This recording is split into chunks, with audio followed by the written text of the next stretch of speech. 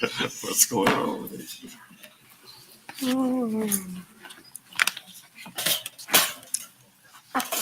DJ Smooth. Better stand up.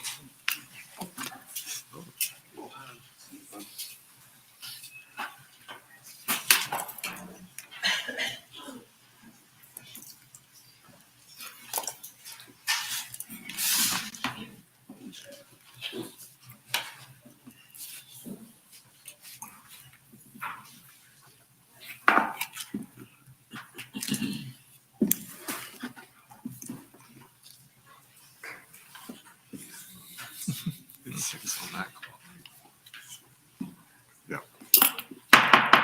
Good afternoon. I'd like to call to order the regular City Commission meeting for this, the 28th day of April, 2025 at 6 p.m. Can I get a roll call, please? Yes, Mr. Mayor. Commissioner Dollison. Here. Commissioner Mercer. Here. Commissioner Dantzler. Here. Mayor Pro Tem Yates. Here. And Mayor Birdsong. Here. We will have an invocation by Pastor Mark Hodges of the Winter Haven Baptist Church, and we be led in the Pledge of Allegiance by Vanessa Castillo, MMC City Clerk. Please stand and favor. Heavenly Father, we come to you in prayer tonight, thanking you, Lord, for this opportunity to be able to come before you, opening the meeting tonight and prayer, showing our gratitude and thankfulness that we serve such a loving and caring God. Lord, we say, as the psalmist said so many years ago, we enter into your gates with thanksgiving and your courts with praise. And we are thankful to you, and we bless your holy and precious name. And God, as we think about all these things, we think about gratitude, Lord. We're grateful. I pray that that gratitude would reflect in all the business that is conducted here tonight. And I pray that you'd lead and direct. And we're thankful, Lord, for good leaders, those that are righteous and want to see righteousness done. I think of President Ronald Reagan many years ago that established a day of prayer that we'll recognize this year, here or this week. And Lord, we're thankful for that there are people in America that are praying for not only the people, but for our government, for our leaders, all the way from the president, all the way down into our city communities that we're concerned. And we're thankful that these will pray. I pray that all of our city leaders here will remember that there are many people of faith, people that love God, that are praying every day for our commissioners, for our city leaders, that they would receive protection, and that, Lord, you would give them wisdom and leadership, guidance, and direction. Pray that you'd be with these leaders tonight as they conduct business. Pray that you would give them wisdom and direction, that which is best for our city, our community. And certainly as religious leaders, Lord, we pray and we hope that our leaders will, they will vote, they will promote everything to constrain evil in our community, and also promote and celebrate righteousness. God, we ask your blessing, your protection, your help to our president, our governor, our sheriff, all of our city law enforcement here, all the first responders.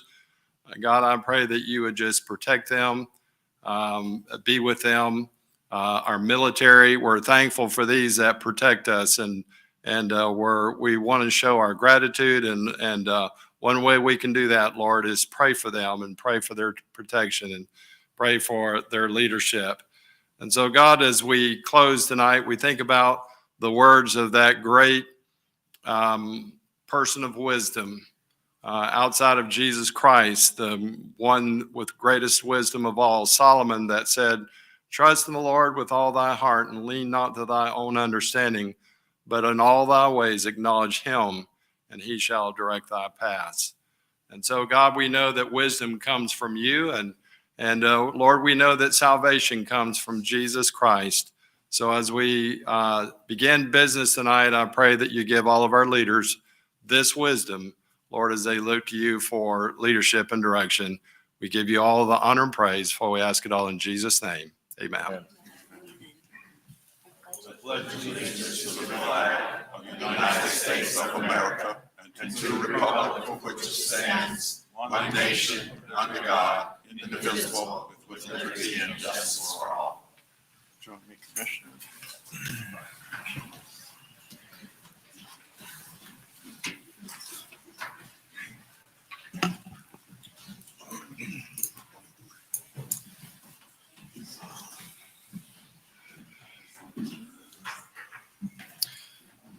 Good evening, Honorable Mayor and Commissioners, members of the audience that we have with us this evening. We have 4 presentations in the form of proclamations that we'll offer this evening. Deputy City Manager Carnevale and myself will present these and invite those that are associated with it to the podium to receive the proclamation and then join the commission for a photo. Our first proclamation this evening is for Girls Inc. Week. And I see Ms. Threlkel here. If you want to come forward with your members of your board that are with you. Our proclamation reads as follows. Whereas Girls Inc. was founded in 1864 and is the longest running girls leadership program. And whereas Girls Inc. now supports over 100,000 girls across the United States and Canada through the Girls Inc. experience, cultivating an environment that is pro-girl, where she is encouraged to be her authentic self and able to develop the skills that help her reach her full potential. And whereas Girls Inc. of Winter Haven was founded in 1948 and provides evidence-based programming with positive and lasting effects for those girls who participate. And whereas Girls Inc. of Winter Haven girls historically have a higher attendance rate, are successfully promoted, and are able to maintain and improve their grades throughout the school year. And whereas Girls Inc. has had a long-standing commitment to inspiring all girls to be strong, smart, and bold for over 160 years. Now, therefore, Nathaniel J. Birdsong, Jr., Mayor of the City of Winter Haven, Florida, does hereby proclaim May 5th through May 9th, 2025 as Girls Inc. Week in the City of Winter Haven, Florida. In witness whereof, he is hereunto set his hand and cause the seal of the City of Winter Haven, Florida, to be affixed this 28th day of April, 2025. Signed, Nathaniel J. Birdsong, Jr., Mayor. Attest, Vanessa Castillo, City Clerk.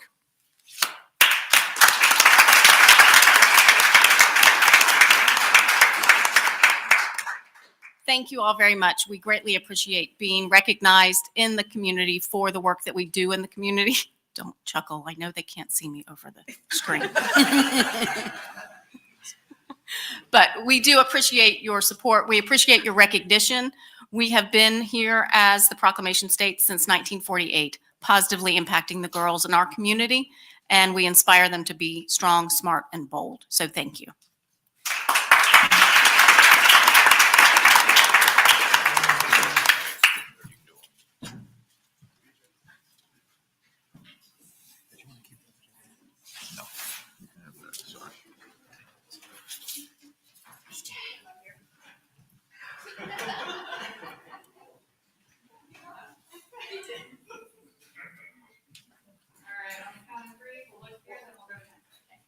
One, two, three. One more. All right. Here. 1, 2, 3. One more. Gotcha.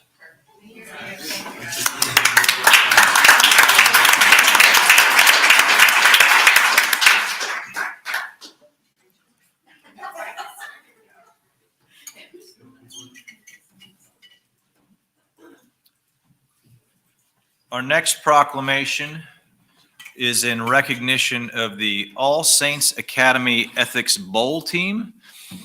We have with us this evening Head of School Elizabeth Hartage, Coach and faculty member Jeff Smith, and the members of the All Saints Ethics Bowl team. Our proclamation reads as follows. Whereas in the tradition of ancient Greece, where philosophers like Socrates, Plato, Aristotle gathered in public forums to reason and debate the moral questions of their time, ethical inquiry has long been regarded as essential to both education and the cultivation of a just society. And whereas the tradition of academic debate has long served as a cornerstone of education, sharpening students' reasoning, preparing them to engage thoughtfully in public life, and explore new ways of thinking. And whereas the National High School Ethics Bowl promotes respectful and thoughtful dialogue on issues fostering critical thinking, collaboration, empathy, and a commitment to civil discourse, skills that are vital to the health of our democracy and the well-being of our communities. And whereas more than 4,000 students from across the United States participated in these competitions in pursuit of a place at the prestigious championship tournament. And whereas All Saints Academy achieved national distinction by placing second in the nation at the 2025 National High School Ethics Bowl, an extraordinary accomplishment that reflects the school's dedication to academic excellence and principled leadership.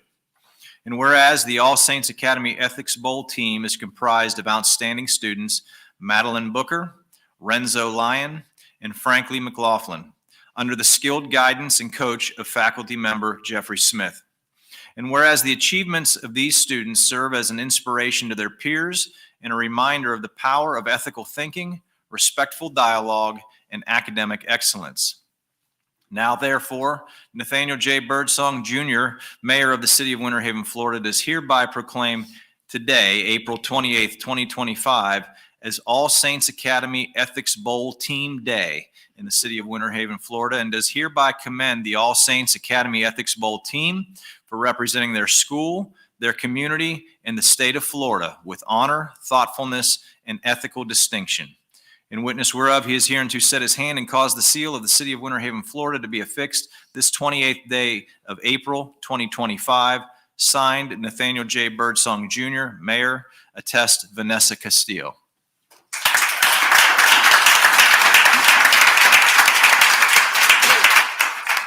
I just want to say thank you so much for this great honor. It is such a blessing and such an honor to be here and to represent All Saints in this way.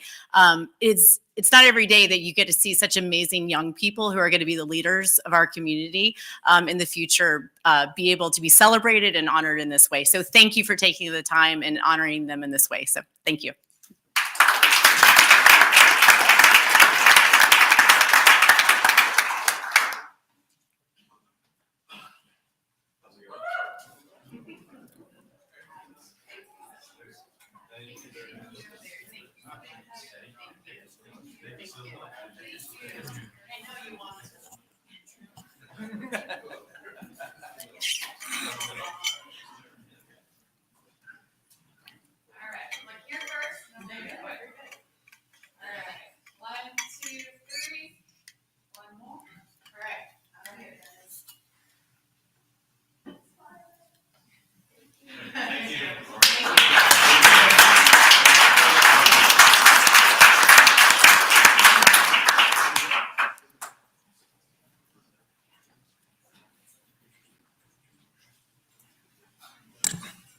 All right, our next proclamation, I believe Morgan Volpe is here to accept, is for Mental Health Awareness Month.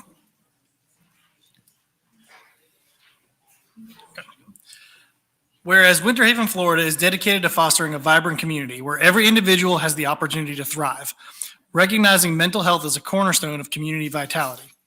And whereas acknowledging that mental health challenges affect 1 in 4 adults annually in the U.S., it is imperative that we engage in proactive measures to support mental wellness across all ages and demographics. And whereas recognizing that early intervention in mental health care can prevent the escalation of mental illness, which often begins before the age of 24, thereby enhancing the long-term resilience of our community. And whereas with suicide being a leading cause of death among young adults, it is critical to equip our community with the tools and knowledge to support those in crisis, emphasizing the importance of compassionate and accessible mental health care. And whereas confronting the stigma that often surrounds mental health issues is essential for building a supportive and inclusive environment, allowing all individuals to seek help without fear of judgment or exclusion. And whereas Mental Health Awareness Month calls on us to transform our understanding of mental health into practical steps that promote well-being and support recovery and wellness.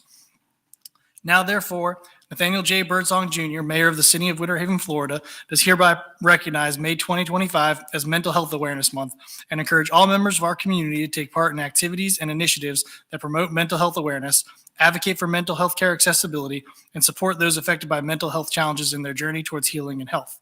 In witness whereof, he is hereunto set his hand and caused the seal of the City of Winter Haven, Florida, to be affixed this 28th day of April 2025. Nathaniel J. Birdsong Jr., Mayor. Attest, Vanessa Castillo.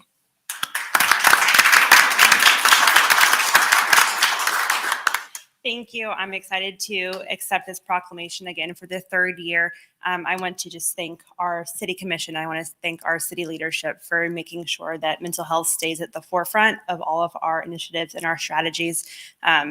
We are one of the only municipalities in the entire state to have an embedded mental health counselor that is solely here to ensure that our health and wellness of our members. That in and of itself speaks volumes. Our strategic plan, all the things that we have outlined for the next couple of years continues just to speak highly to what we're doing. With everything, it's going to take a lot of work, a lot of steps, but we are making waves and we're making moves. And with this will come a lot of health and transformation for our community. So thank you.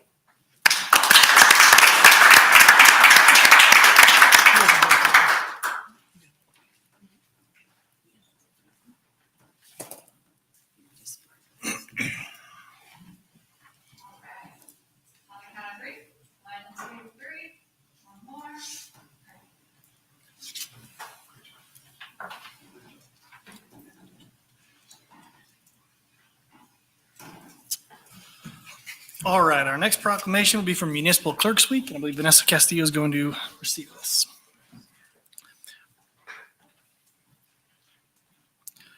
Whereas the office of municipal clerk, a time-honored and vital part of local government, exists throughout the world. And whereas the office of municipal clerk is the oldest amongst public servants. And whereas the office of municipal clerk provides the professional link between citizens, the local governing body, and agencies of government at other levels. And whereas municipal clerks have pledged to be ever mindful of their neutrality and impartiality, rendering equal services to all. And whereas the municipal clerk serves as the information center on functions of local government and community.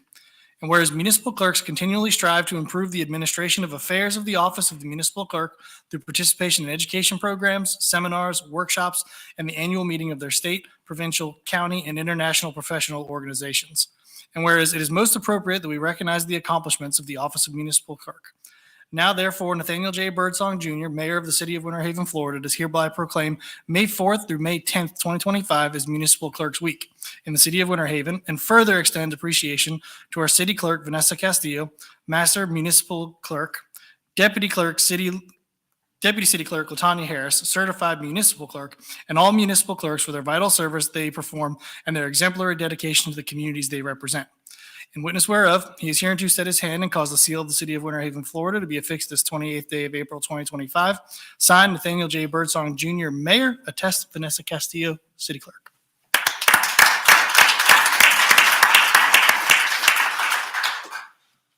Good evening. 11 years. 11 years since the City Commission first presented the City Clerk's Office with a proclamation for Municipal Clerks Week. The International Institute of Municipal Clerks has sponsored this week as a celebration and reflection of the City Clerk's Office since 1969.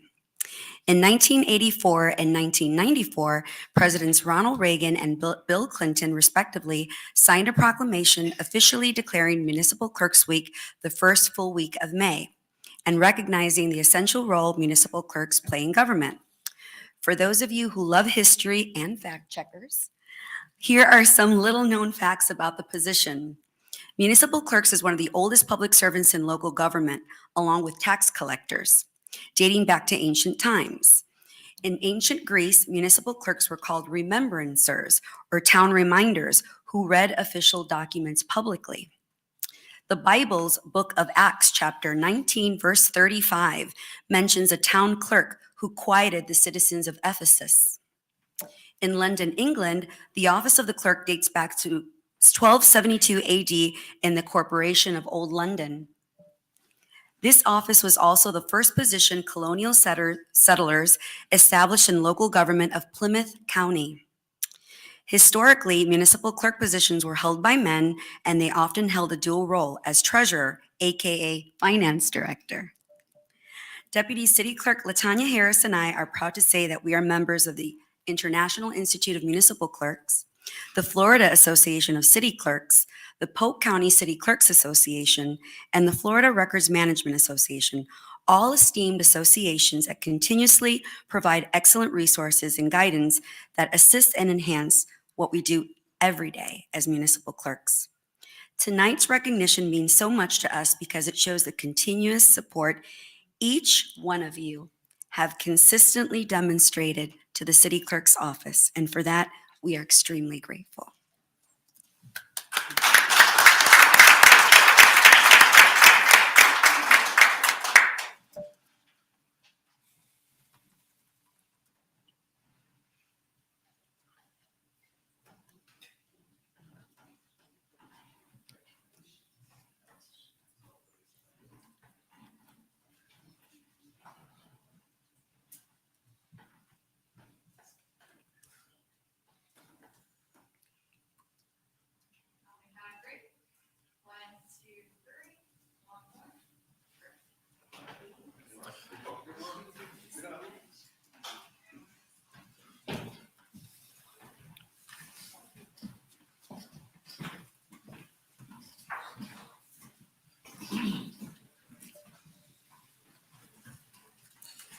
Mayor and Commissioners, for the final presentation this evening, I'd like to welcome to the podium Mr. Daniel Anderson with Malden and Jenkins CPA to provide you a brief presentation on this year's annual comprehensive financial report for the fiscal year ending September 30th, 2024.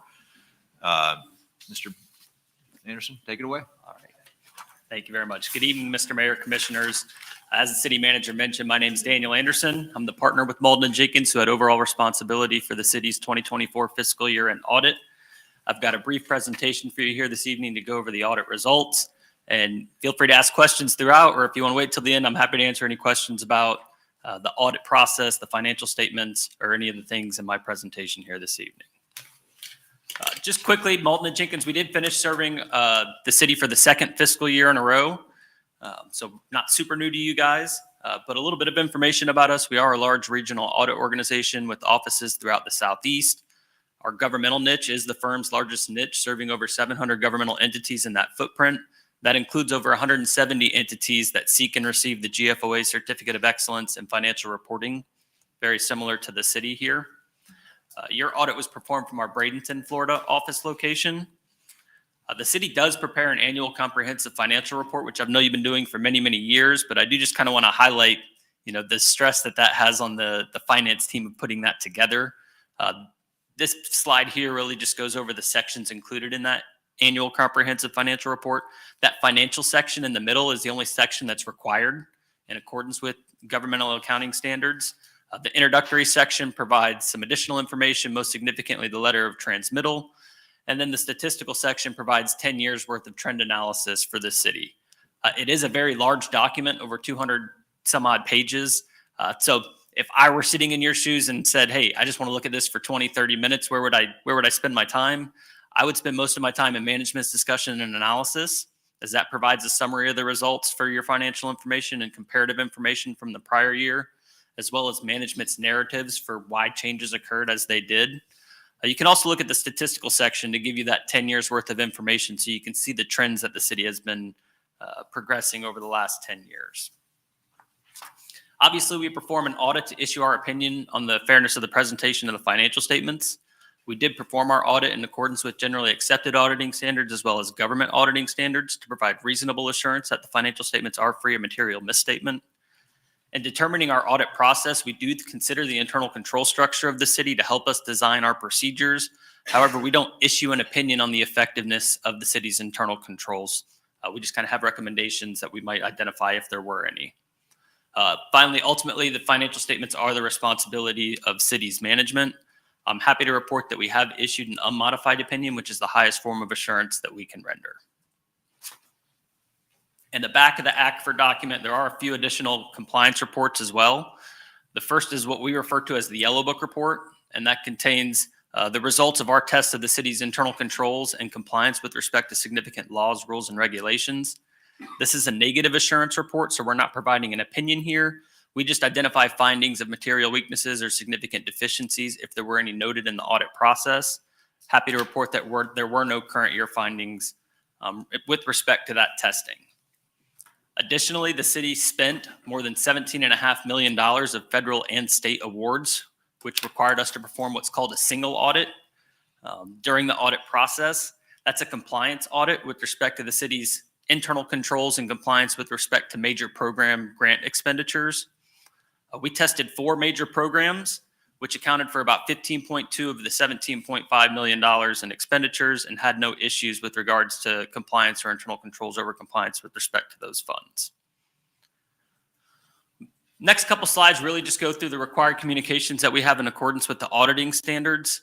Like the financial statements, management is responsible for the selection of the accounting policies and procedures in note 1 of the financial statements. I do want to highlight that there were 2 pretty substantial accounting standards that were implemented in the current year and reflected in the ACFR. One of them is a change in how we account for compensated absences or your vacation, sick, leave accrual. This actually required a restatement of about $2.6 million to decrease the net position of the government overall.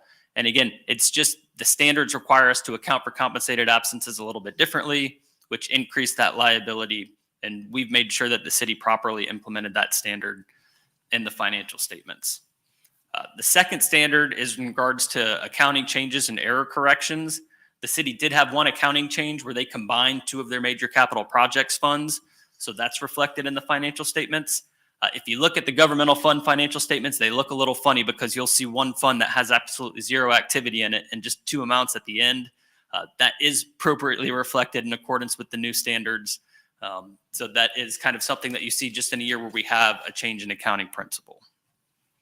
The financial statements do include a few accounting estimates that we evaluated in the process of performing our audit. The most significant estimates include your actuarial assumptions to help determine your net pension and total OPEB liability, the fair value of your investments, as well as the depreciable lives you have with respect to your capital assets. We did receive full cooperation from management and staff in performing our audit. They were very responsive to all the questions that we have, very thorough in those responses as well. So we certainly appreciate CJ and Debbie and their team for helping us with that audit process and help an efficient audit process as well. We had no disagreements with management over the application of any accounting policies or procedures. At the conclusion of the audit, we obtained written representation from management over the information provided to us. We are not aware of management's consultations with other accountants, or what we refer to as opinion shopping. There were no significant issues discussed with management to bring to your attention. There were no unrecorded or past audit adjustments where we proposed an audit adjustment and management chose not to post that. We did evaluate the footnote disclosures to the financial statements and ensure that they are appropriately reflected in accordance with the accounting standards.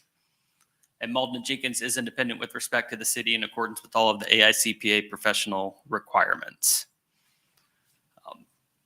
We issue separately, hopefully you have it as part of your agenda packet, a document that we refer to as our auditor's discussion and analysis. This provides all of those required communications that I just went over, and it also provides some additional information about some upcoming GASB pronouncements. There isn't anything significant that should be in effect for your 2025 fiscal year, but we'll certainly work with CJ and Debbie to make sure they have all the information they need as the years go on to implement new accounting standards as they become effective. That's the conclusion of the presentation that I have for you this evening. We certainly appreciate the opportunity to serve as your auditors, and with that, I'll answer any questions that you guys may have. Questions? Mr. Mayor, I'd just like to commend CFO Scott and our Assistant Finance Director, Debbie Tate, and their entire team. I think that this audit being an unmodified opinion, a clean audit, speaks very much so to our commitment to responsible government and the outstanding work that your finance department does to manage the city's financial resources. They deserve a significant round of applause for that, I think.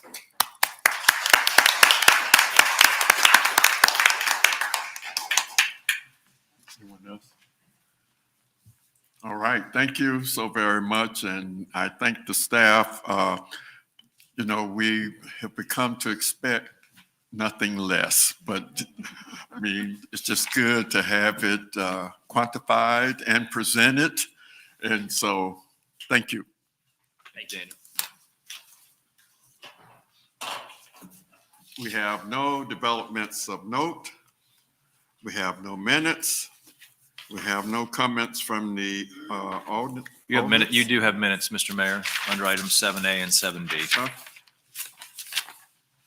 They missed it on my sheet. It's not on my sheet either.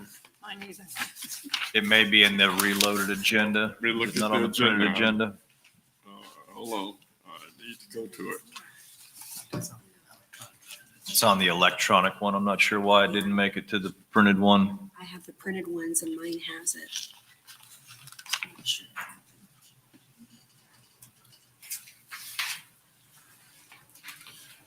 Mr. Mayor, Yes, motion to approve two sets of minutes, April 9th City Commission Agenda Review Session and April 14th Regular City Commission Meeting Minutes. thank you. All right, I'll close the commission meeting, open the public hearing. Anyone wishing to speak to these minutes may do so at this time.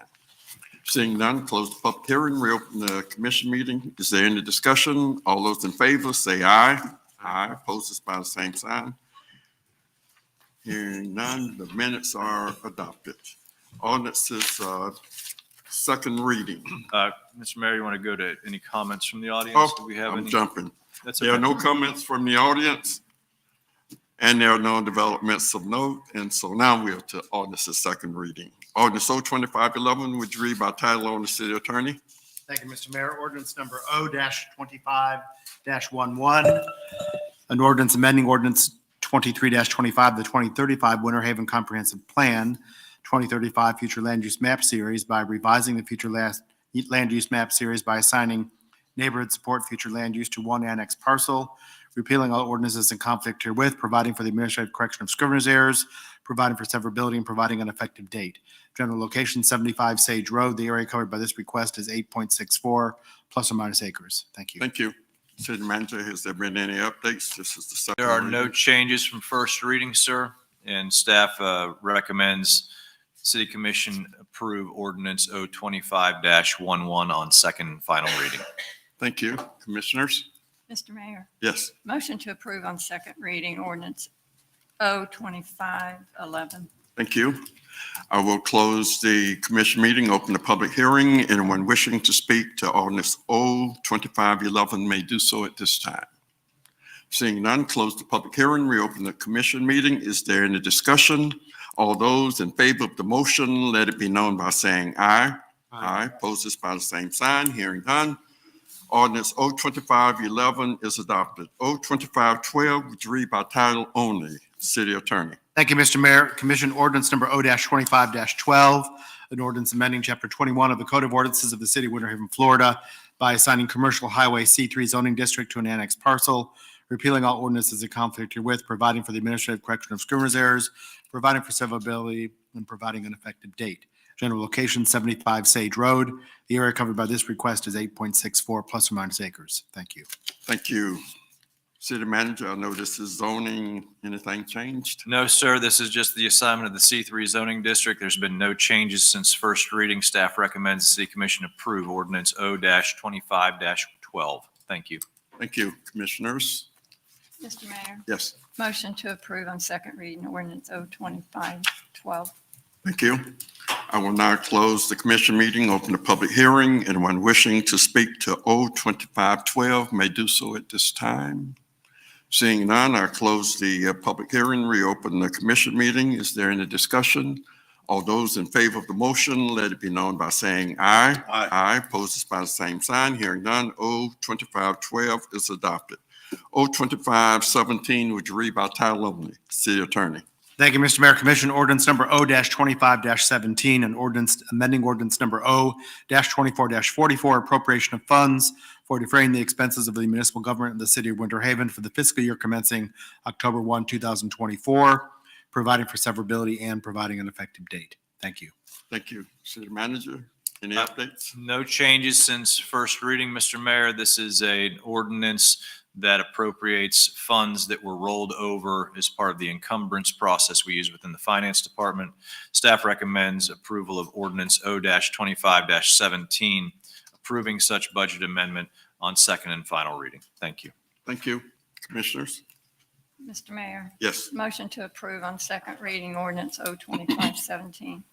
Thank you. I will now close the commission meeting, open the public hearing. Anyone wishing to speak to O-25-17 may do so at this time.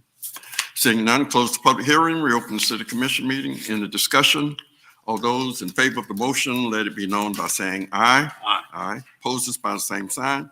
Hearing none, O-25-17 is adopted. Commissioners, you have the consent agenda.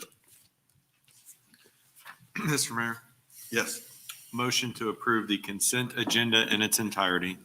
Thank you. I will now close the commission meeting, open the public hearing. Anyone wishing to speak to any item on the consent agenda may do so at this time.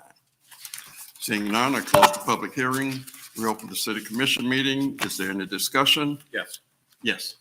I got a quick question on item number 10D, the interlocal agreement with Eagle Lake. Yes, sir. for Water. Basically, the way I read that is that's just us agreeing to sell them water. They're not giving us anything other than money. It is simply it's an interconnect facility. It's been constructed at the corner of Cooley Road and Winter Lake Road. It allows us to connect into the Eagle Lake system and vice versa, so that if there is an emergency need, that the other can provide service as need be, and it defines what's emergency need, what's short-term need, and what's long-term need. Just as a point of clarification on that, it doesn't require provision of that emergency supply if doing so violates your consumptive use permit or brings your levels below an acceptable standard. And whatever water is used by the other municipality, if we're providing it to Eagle Lake, they are billed at our lowest rate for commercial customers.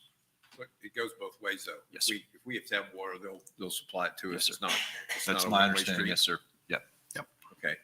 And the last question is, this is no way will this go afoul of the cooperative, water cooperative? No, sir. There's nothing we can do to get No. them mad at us. No, sir. In fact, we have Gary, if I'm not mistaken, we have an interlocal in place right now with Polk County that is a little further up the road, near Kings Road and Winter Lake Road, and are also engaging in discussions with the town of Dundee and the city of Haines City for water interconnects as well.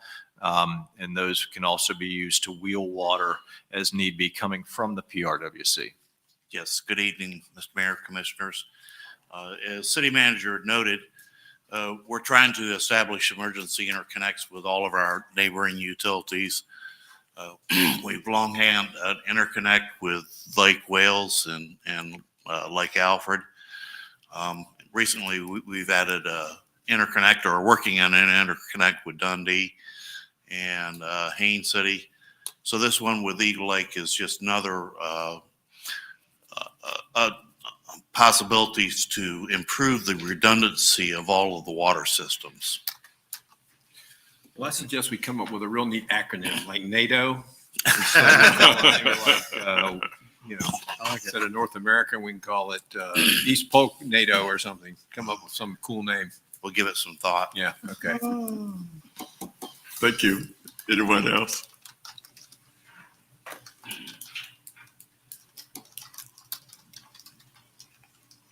All right. We've had a motion to approve the consent agenda. Is there any other discussion?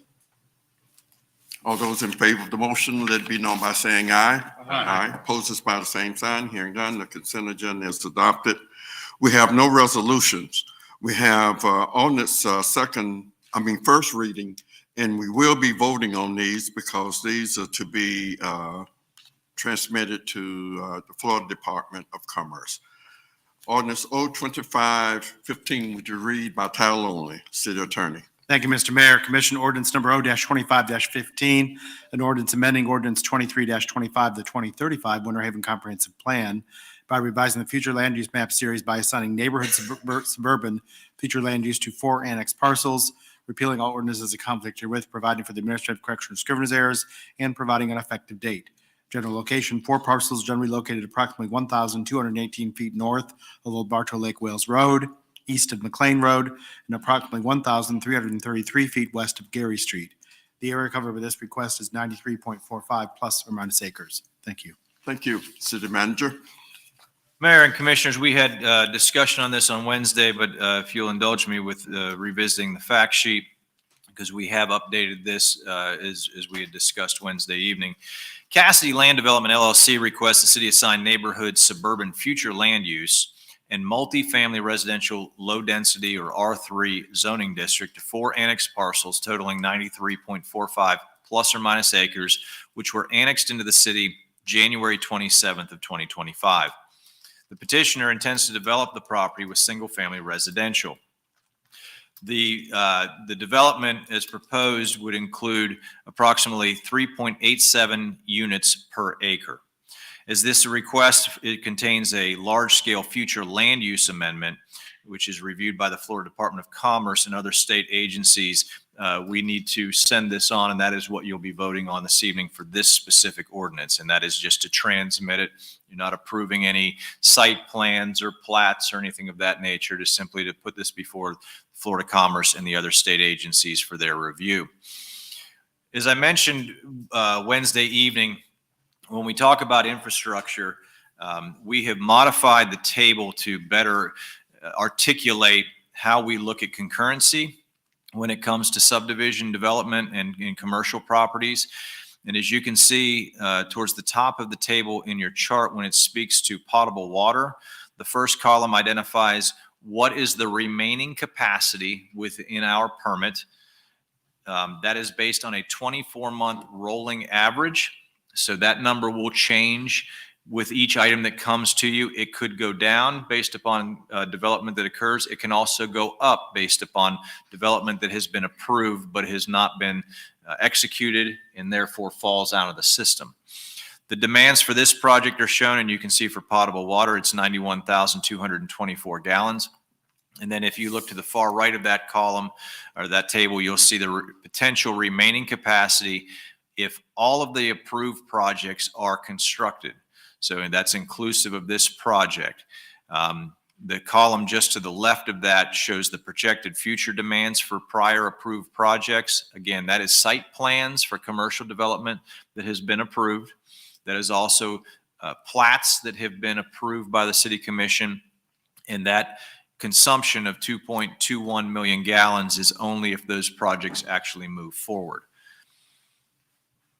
There is sufficient water, wastewater, and transportation to accommodate this development, as depicted within the chart. Also, this is the chart you will see in all of our fact sheets going forward, as we feel this more effectively communicates the concurrency that we're responsible for. When it comes to school concurrency, based upon the proposed 362 single-family units as proposed, up to 75 elementary, 31 middle, and 52 high school seats may be required.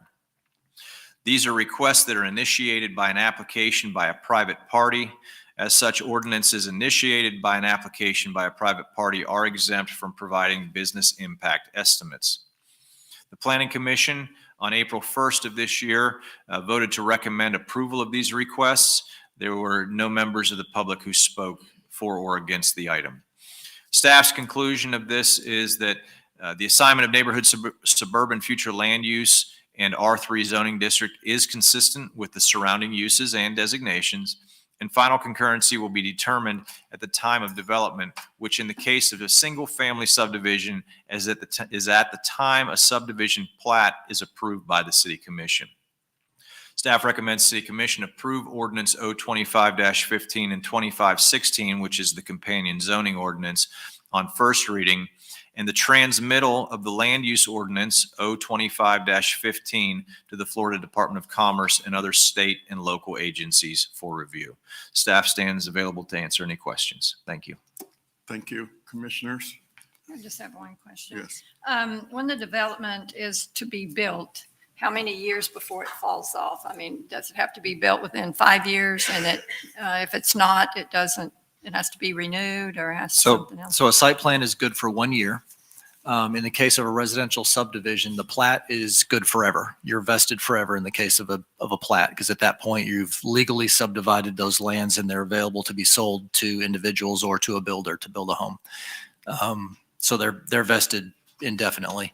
But in the case of a site plan, that's good for 1 year. And then they can request an 18-month extension at the expiration of that 1 year, which would give them essentially 30 months to construct the project.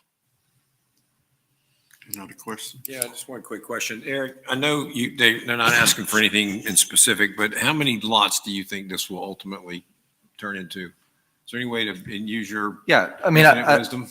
yeah, it's in the fact sheet. I do believe that they intend to construct 365 single-family homes. Oh, okay, I didn't see that, sorry. Yes, sir. And we don't have any idea their timeline. We don't know their specific timeline. I do believe that this will likely be a continuation of the subdivision that is not depicted on this older aerial, but Annabelle Estates, which is developed immediately to the south of this property. I believe that they will essentially become one in the same. I think that the CDD that covers Annabelle Estates will be extended to include this property. Did they do Annabelle Estates? Did Cassidy do that one?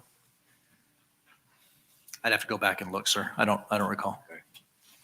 And Mayor and Commissioners, just want to revisit one thing with respect to the capacities that are available. That is based upon today's numbers. So we've had a lot of discussion about PRWC water coming online from the Southeast Wellfield project. When that comes online in 2028, that will change the numbers. It will increase the available capacity. If there's any change in our water use permit, if there's any credits that we receive for aquifer recharge or the acquisition of any ag wells that are converted, that will also change that number by increasing the overall capacity. Anyone else? Just a quick question for clarification when it comes to schools and concurrency. We no longer use adjacent concurrency in our calculations. Is that correct? It's my understanding the school board can use adjacency. My understanding is they've changed that on the county level. So can we please get some clarification on that? And I just want to make sure that we're no longer utilizing it, because it was thought to be that it was a state statute, but that's not accurate. And last I heard from a school board representative was that was being changed on the county level. So I just want to make sure we're no longer using it at the city level when we're working on calculations of numbers for schools. Mayor Pro Tem, were you speaking with Mr. McLemore or Mr. Fix? No, it's directly with a school board member. Okay, school board member. Anyone else? Entertain a motion. Mr. Mayor, Yes. motion to approve ordinance O25-15. All right, thank you. I will close the commission meeting and open the public hearing. Anyone wishing to speak to this ordinance may do so at this time. Close the public hearing, reopen the city commission meeting. Is there any discussion? All those in favor of the motion, let it be known by saying aye. Aye. Opposed by the same sign. Hearing none. The motion passed to transmit this to the Florida Department of Commerce. All right, ordinance O2516, would you read by title only? City Attorney. Thank you, Mr. Mayor. Commission ordinance number O-25-16, an ordinance amending Chapter 21 of the Code of Ordinances of the City of Winter Haven, Florida by assigning multifamily residential low-density R-3 zoning district to 4 annexed parcels, repealing all ordinances in conflict herewith, providing for the administrative correction of scrivener's errors, and providing an effective date. General location, 4 parcels generally located approximately 1,218 feet north of Old Bartow Lake Wales Road, east of McLean Road, and approximately 1,333 feet west of Gary Street. The area covered by this request is 93.45 plus or minus acres. Thank you. Thank you, City Manager. Mayor and Commissioners, this is the companion ordinance that pertains to the zoning. This does not require transmittal, so there's no action other than to advance this forward to second reading. Again, we will not bring that back for second reading until we receive back the comments from Florida Commerce on the land use. All right, thank you. All right, new business? Mr. Mayor, Yes. I got some new business. Okay. Unusual, right? That we have new business. So, as you guys know, I wasn't here Wednesday night. I was on my way to Charleston. I'll tell you about that in a minute. But I missed the TDC meeting that next day. And the first TDC meeting I missed in 13 years, and all hell breaks loose when I don't show up. So what's happened, as you know, probably is the Tallahassee, the House has passed, actually passed the rule that they're going to do away with all TDCs across the whole state. And this was the big topic of discussion at the TDC meeting that I was not there for. My phone was blowing up and I was able to listen to it on the phone, but as I was traveling. But anyway, I've had some conversations with Mark Jackson. Everybody's up in arms, worried about this. And we're all kind of having planning sessions on what do we do. And I know T's been involved in the discussions. I've been involved in the discussions. So what they really want us to do, what they've asked us to do as of today, was for us to really try to talk to Ben Albritton, who we all have a relationship with, and try to convince him that the Senate needs to just not move this thing forward. Because if they end TDCs, it's a big deal.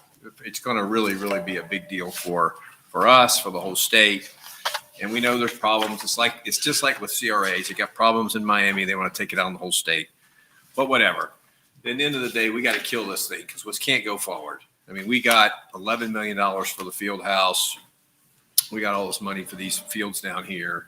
And if they stop this program, it's going to be bad. So what I asked T to do today is to come up with a letter, kind of like what we did with the sidewalks on Thompson Nursery Road and also for the road out by Bach Tower, that if we could all consider looking at this and sign it and send this, basically telling us that we would like for them to try and kill this thing if possible. So I hate to spring this on you, but we just did this today. So I'm going to ask you, I want to hand these around.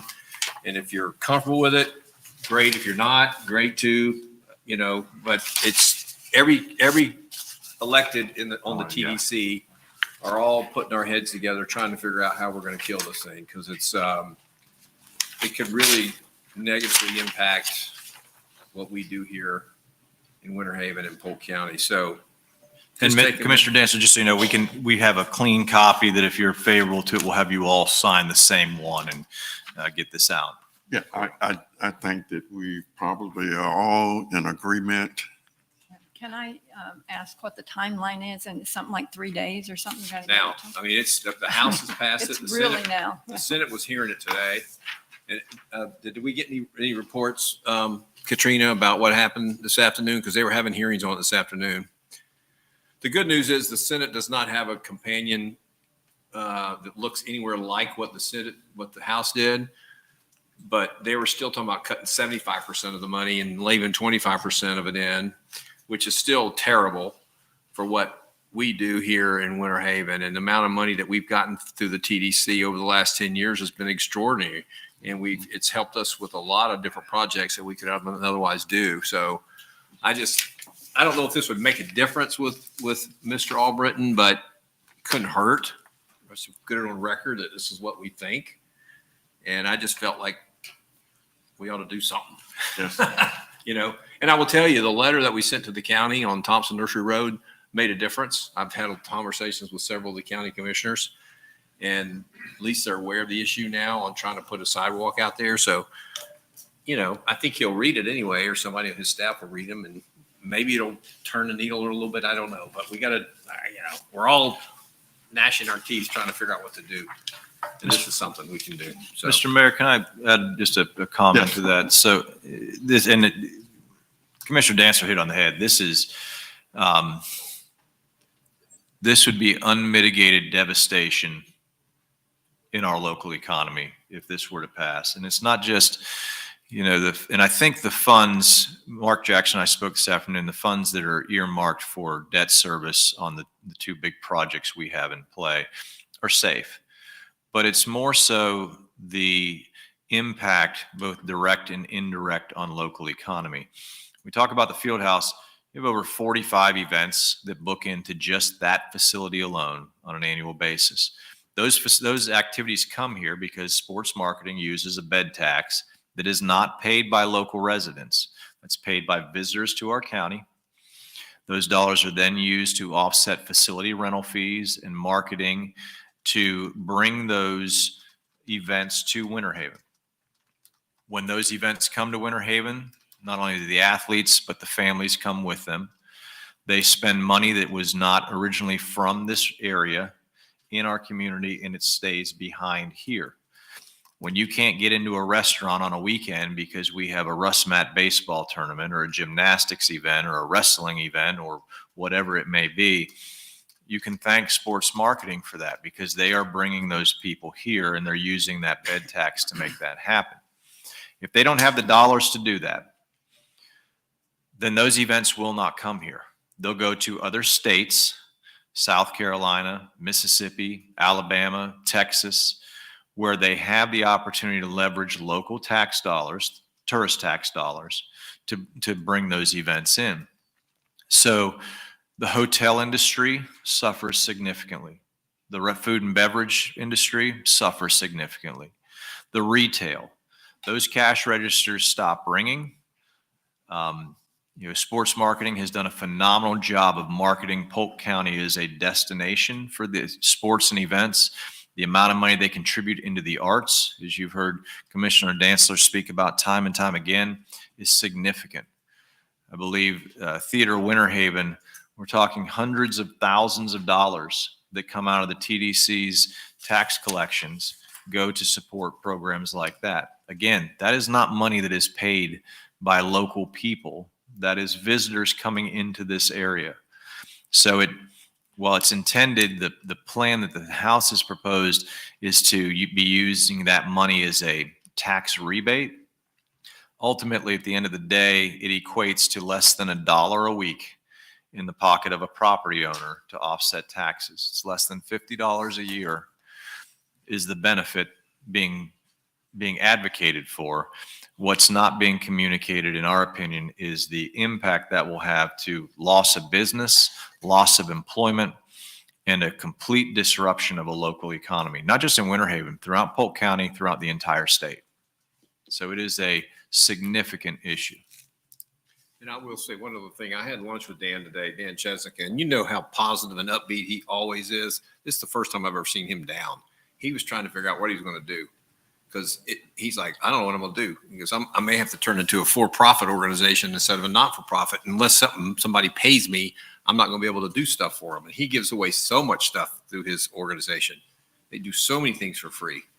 So he was chagrined, and I kept saying, look, it's not over yet. I mean, he was just really, really sad about how this would affect Theater Winter Haven and all that we're doing with the Ritz and everywhere else. So, and we can sign letters, but we got to also talk to people. If you have any kind of influence at all, it's over in the House, but it'll end up in reconciliation, and the House and the Senate will ultimately try to negotiate something. But we got to watch this one, because this is a big one. Do we know what's going on up there? God, I mean, Okay, are we in agreement? Because if I'd like to have this letter signed tonight. it's ready. So Vanessa has a clean copy of it. And if we can have that be just before you leave, if you'll sign that, or she can pass it around and everybody sign to it, we will get that scanned out and to the President of the Senate this evening, as well as all the individuals that are noted as CC'd on there. I'm fine with it. I had a question on the CRA side, because that passed the House as well. So is there something that's happening on the Senate side that we should be sending on that? I got it. I'm going to ask Katrina if she has any update on that one. It's in Senate messages. It hasn't moved. So it's kind of if they take it up, they can consider it, or they can let it die there. The Florida League didn't have any indication on this morning's call which way they thought it would go. I think that's something we need to be watching the next few days very carefully to see whether it shows up. I will say messages. the last version of that I had seen, and Katrina, did it stay as amended? when it went through the House, or did it go back to its original language? It stayed as amended. So the amended language, it does prohibit the expansion of CRAs. It does prohibit the creation of new CRAs, but it does not limit the ability to do additional projects. However, you cannot use under the language as amended, you could not use CRA funds for anything associated with hotels or banquet facilities. That could be detrimental, to incentivizing future development of banquet facilities or hotels and within our CRAs, certainly. But I just remind everybody, Staybridge Hotel would not be a block away from here if there wasn't a CRA that could provide the incentives that were needed to make that, a doable project from a financial perspective. So Mayor Pro Tem Yates, we're watching it closely. I'll tell you that I spoke to the chamber board today, shared both of those issues with them, and asked them to advocate with everything that they have.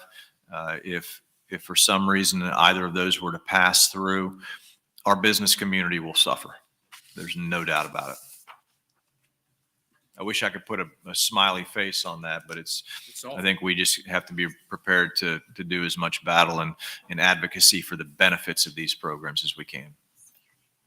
It's just extremely frustrating because as we sat up there in the Tallahassee with every one of these individuals and they gave us the wink, like, oh, we and you look at the people that voted yes for these things are the exact people that said the opposite to us. So that's frustrating, and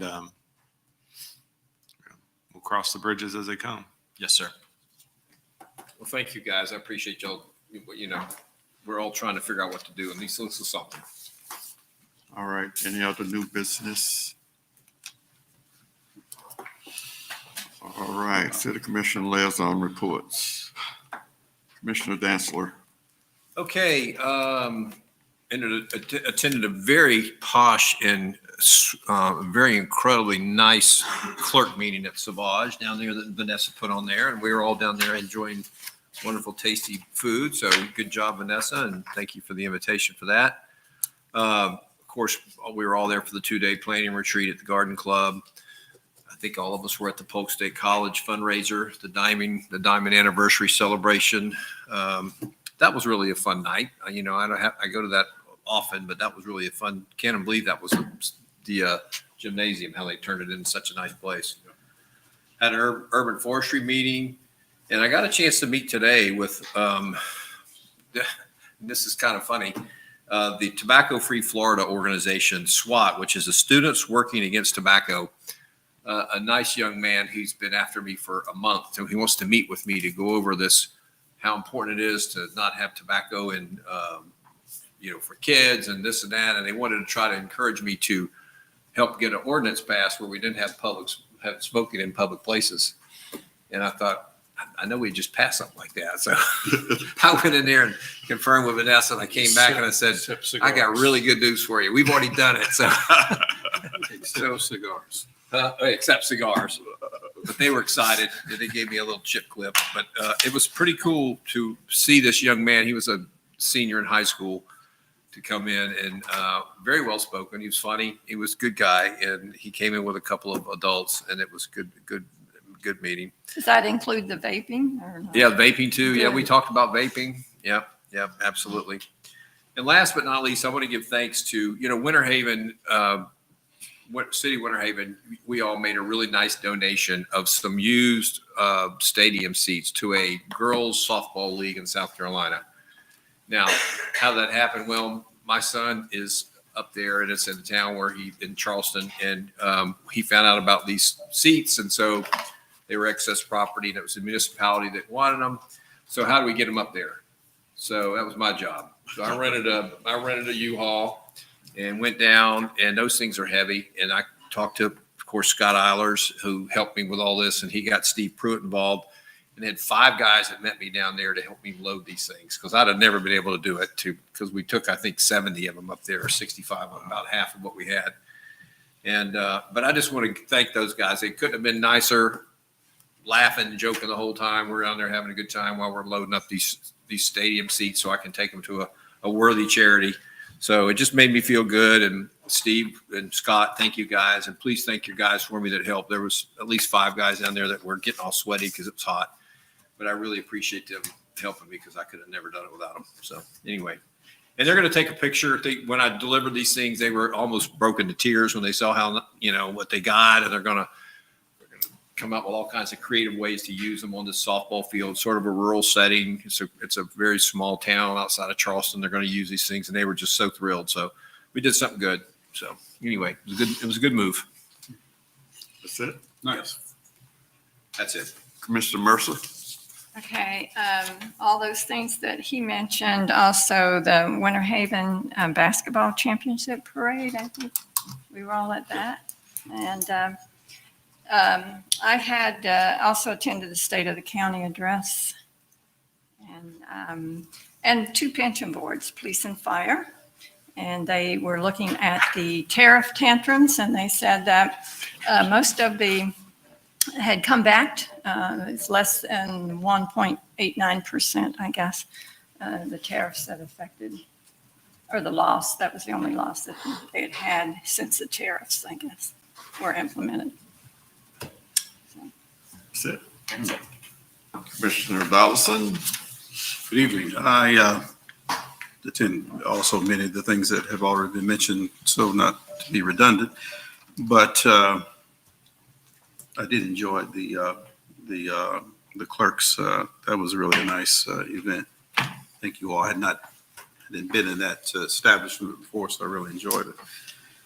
I also particularly enjoyed the strategic momentum. I think you did an excellent job. It was really insightful and I think a great continuation on the strategic plan. I just felt that that was really a very, just a wonderful opportunity to hear from some of our important stakeholders in the community, in health and also in education, vital to what we do and how we impact the quality of life in Winter Haven. So again, I think that was certainly a great opportunity for us. Also, would like to invite everyone this Saturday to the 30th annual annual Heritage Day celebration, celebrating unity in our community. We'll be here downtown Winter Haven, taking up the whole downtown mall area and from 10:30 to 4 p.m. Entertainment, food, fun for everyone. So please come out this Saturday. We look forward to seeing you celebrating all heritages and all. On the park down there? Yeah, all in the park. And it's always a great event. We've been doing it again 30 years. So it's our 30th opportunity to celebrate unity in our community. So look forward to seeing you Saturday. That's it. Mayor Pro Tem? Only thing additional is attended the Winter Haven Airport Advisory Meeting. They did the Sun and Fun recap, and I assume they'll be coming to do a presentation before us on that. So I'll let them do their thing, but that's all I have this evening. Okay, I'll be real quick. Planning retreat was good. No, it was great. The city clerk's luncheon, thoroughly enjoyed the food. The Polk State banquet was good. And our general pension meeting. That's all I'm gonna say about that. Because with what's going on in the stock market, I mean, the one, I will say this, the one point that they made was that with our returns, we have what's called the smoothing effect. So that 1 year does not nosedive us too much. So we're just keeping our fingers crossed. The basketball parade was good. And the State of the County address was different. Normally, the way they've done it in the past is the county manager gets up and, do a spiel. But this time it was all video. It was video. It was The whole thing? 90% of it was video. And I learned something, and it sort of mesmerized me, especially when it came to the landfill. They say that they've got enough landfill capacity for the next 100 years. I mean, that's great. So we won't ever have to worry about it. So that's all I have. City Attorney, Nothing this evening. Thank you. City Manager. Thank you, Mr. Mayor. First of all, remind the commission that three of you, the mayor, Mayor Pro Tem Yates, Commissioner Dollison will be traveling along with myself, Deputy City Manager Carnevale, and our Director of Public Affairs and Communications, Katrina Hill, to Washington, D.C.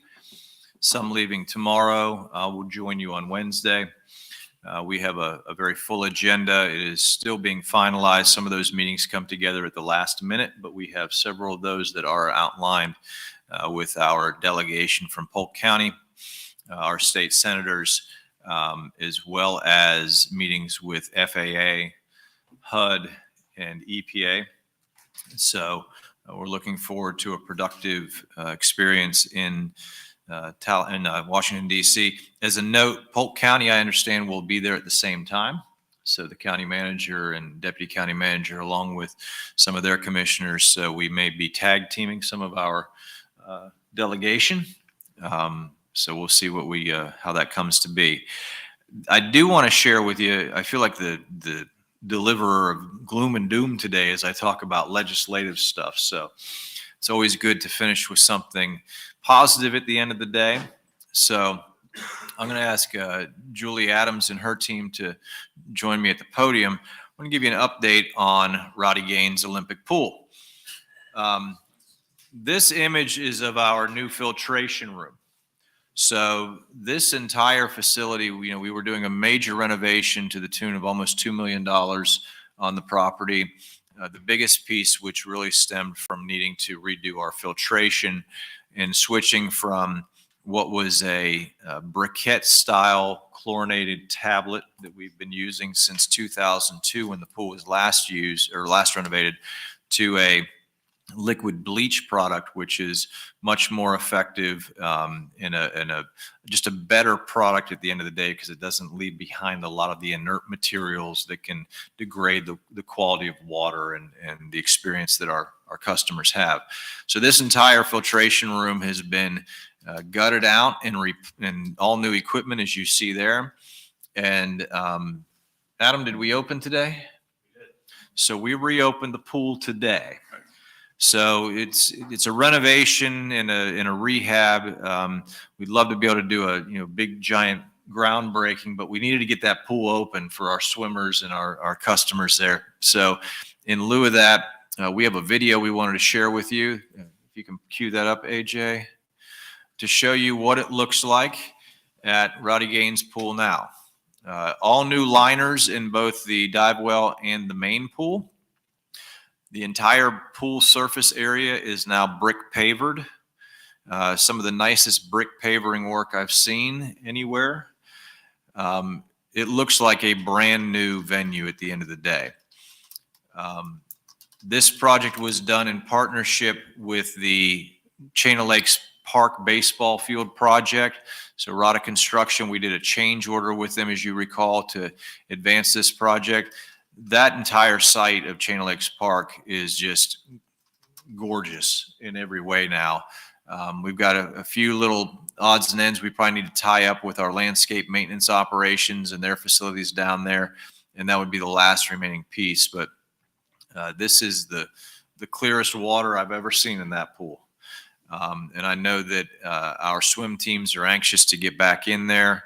The high school will I'm sure, be very excited to begin their competitions this fall. We have not yet reinstalled the awning that you see where those blue poles are, that will be going up momentarily. We took that down as all the work was going on. Adam shared with me when I was on site last week, they're also exploring additional shade structures on other portions of the deck to create some more opportunity to keep people out of the summer heat and elements as we have events and just open swim there. So Julie, anything you want to add beyond that? No, I think you did a fantastic job wrapping that all together. We're just excited to have it back open. And it's the beautiful state that it's in, and we invite you to come out for a swim. So we are ready for summer at Rowdy Gaines Olympic Pool. Great. Good job. And